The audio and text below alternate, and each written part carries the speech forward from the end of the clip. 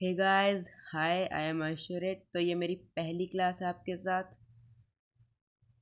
तो जैसा कि मैंने आपको कहा था कि हम मैथ के एग्ज़ाम के लिए प्रिपरेशन करेंगे, तो चलो, तो हम आज लाइंस एंड एंगल्स चैप्टर से स्टार्ट कर रहे हैं।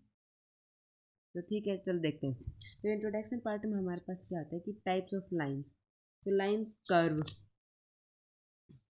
कर्व का मतलब वो लाइन जो कहीं तक भी जा सकती है, लेकिन उसके पास कोई अपना एक पाथ नहीं होता।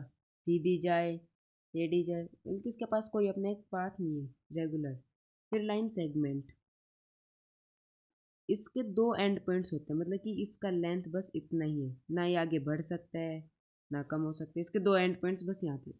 फिर स्ट्रेट लाइन, ये एक स्ट्रेट है और ये कहीं तक भी जा सकती है, इसके कोई एंड पॉइंट्स नहीं होते।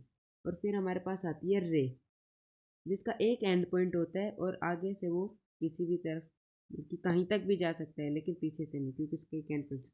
फिर हमारे पास आते हैं टाइप्स ऑफ एंगल। इनके बारे में आपको पता ही होगा। पहला होता है एक्यूट एंगल, जो 0 डिग्री से 90 डिग्री के बीच में होता है, जिसका एंगल ना 90 डिग्री से ज़्यादा होता है और ना 0 डिग्री से कम, माइनस में होता ही नहीं। फिर आता है राइट एंगल, जो एग्जैक्ट 90 डिग्री होता है, ना 90 डिग्री से कम ना 90 डिग्री से ज़्यादा, एग्जैक्ट 90 डिग्री। फिर हमारे पास आता है ऑब्ट्यूस एंगल,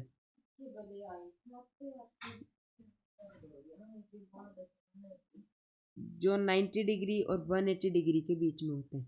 अब ना ये 90 डिग्री से कम होता है और ना ये 180 डिग्री से ज़्यादा होता है। जो 90 डिग्री और 180 डिग्री के बीच में होते हैं उन्हें कहते हैं ऑब्ट्यूस एंगल। फिर straight angle, straight angle exact 180 degree का होता है, ना 180 डिग्री से ज़्यादा ना 180 डिग्री से कम, ये एग्जैक्ट 180 डिग्री का होता है। फिर रिफ्लेक्स एंगल, फिर हमारे पास आता है रिफ्लेक्स एंगल, जो कि 180 डिग्री से ज़्यादा होता है और 360 डिग्री से कम होता है। ना ये 360 से ज़्यादा और ना ये 180 डिग्री से कम। फिर आखिरी हमारे पास आता है कंप्लीट एंगल, जो एग्जैक्ट 360 डिग्री का होता है।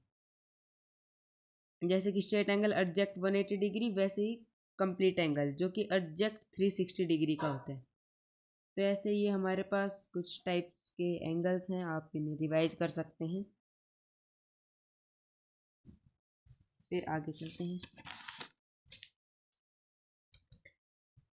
फिर लाइन्स एंड एंगल्स में हमारे पास कुछ एक्सियम्स हैं, जैसा कि आपने पहले भी कई चैप्टर्स में पढ़ रखा होगा एक्सियम्स के बारे में। तो हमारे पास पहला एक्सियम है if a ray stand on a line then the sum of two adjacent angle so formed is 180 degree. इसमें हमें बता रखा है कि अगर एक रे एक स्ट्रेट लाइन पर स्टैंड करेगी, अगर एक रे एक स्ट्रेट लाइन पर स्टैंड करेगी, तो सम ऑफ टू एडजेसेंट एंगल, एक तो ये एडजेसेंट हो गया और एक ये, तो इन दोनों का सम हमेशा 180 डिग्री होगा। इन दोनों का सम हमेशा 180 डिग्री होगा। अगर एक रे एक स्ट्रेट लाइन पर स्टैंड होगी, तो जो हमारे पास दो एडजेसेंट एंगल आएंगी उन दोनों का सम हमेशा 180 डिग्री होगा। और इसको हम रिकॉल कर सकते हैं, when the sum of two adjacent angle is 180 degree then they are called a linear pair. तो मतलब कि जब भी किसी दो एडजेसेंट एंगल्स का सम 180 डिग्री होता है तो वो एक लीनियर पेयर कहलाएगा, मतलब कि हम इसे लीनियर पेयर भी कह सकते हैं। फिर हमारे पास सेकंड एक्सियम आता है, axiom 6.2। If the sum of two adjacent angle is 180 degree, then the non-common arm of the angle form a line. Then non-common arm of angle form a line. तो इसमें हमें बता रखा है कि अगर किसी दो एडजेसेंट एंगल का सम 180 डिग्री है, ये पहले वाले एक्सियम का बिल्कुल अपोजिट है। अगर मतलब कि कन्वर्ज, अगर किसी दो एडजेसेंट एंगल का सम 180 डिग्री है तो जो नॉन कॉमन सम होंगे, तो इनमें एक कॉमन आर्म तो हमारे पास ये हो गई। चलो हम इसे पॉइंट कर देते हैं, ए बी सी और ये ओ, तो हमारे पास कॉमन आर्म तो हो गई ओ सी। अब नॉन कॉमन आर्म कौन से, एक तो है ओ ए और एक ओ बी। तो इन्होंने बताया कि नॉन कॉमन आर्म्स हमेशा एक स्ट्रेट लाइन में होंगी।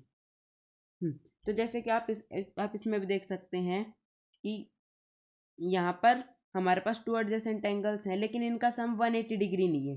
अब इनका सम 180 डिग्री नहीं है तो हमारे पास स्ट्रेट लाइन भी नहीं है, ये डिक्लाइन हो रखी है, तो हमारे पास स्ट्रेट लाइन भी नहीं है। और आप इन दोनों एक्सियम्स को लीनियर पेयर एक्सियम्स कहते हैं।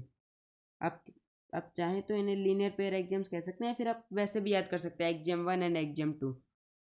Hope you got this. सब आगे चलते हैं तो हमारे पास आती है थ्योरम नंबर 1 और 6.1। ये तो चैप्टर है इसलिए 6.1। तो इसमें हमारे थ्योरम में हमें दिया है if two line intersect each other then the vertically opposite angles are equal. इसमें दे रखा है if two lines intersect each other then the vertically opposite angles are equal. तो इसमें बताया है कि जैसे कि हमारे पास ये दो स्ट्रेट लाइन्स हैं, तो अगर ये दोनों इंटरसेक्ट करती हैं, तो वर्टिकली अपोजिट एंगल्स हमेशा इक्वल होंगे।